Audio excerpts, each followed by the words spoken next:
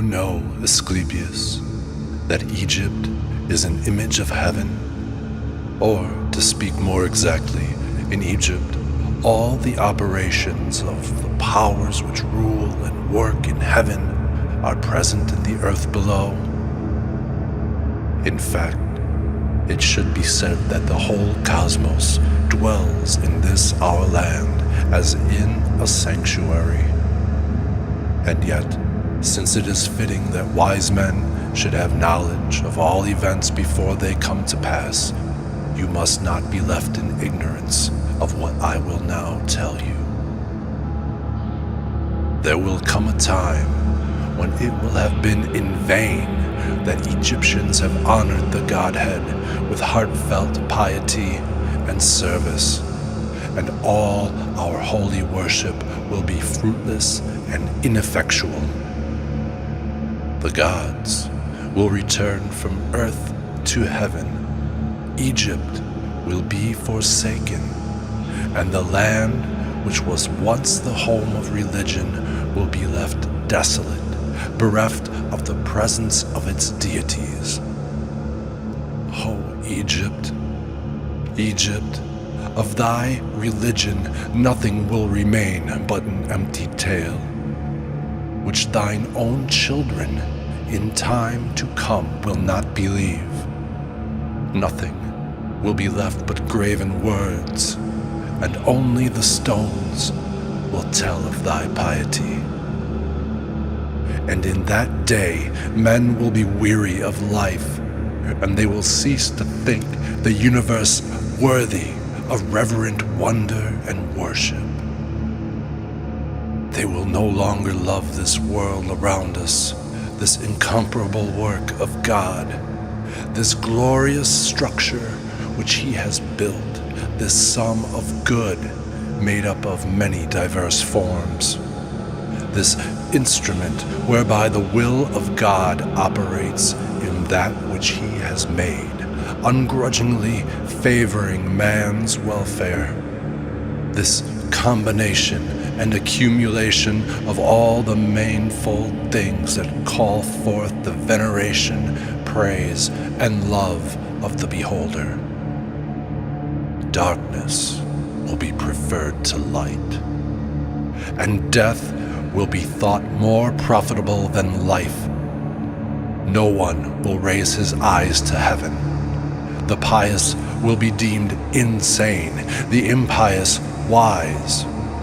The madman will be thought a brave man, and the wicked will be esteemed as good. As for the soul and the belief that it is immortal by nature, or may hope to attain immortality, as I have taught you, all this they will mock, and even persuade themselves that it is false. No word of reverence or piety, no utterance worthy of heaven will be heard or believed. And so the gods will depart from mankind, a grievous thing, and only evil angels will remain, who will mingle with men and drive the poor wretches into all manner of reckless crime, into wars and robberies and frauds and all things hostile to the nature of the soul. Then will the earth tremble and the sea bear no ships. Heaven will not support the stars in their orbits, and all voices of the gods will be forced into silence. The fruits of the earth will rot, the soil will turn barren, and the very air will sicken with sullen stagnation.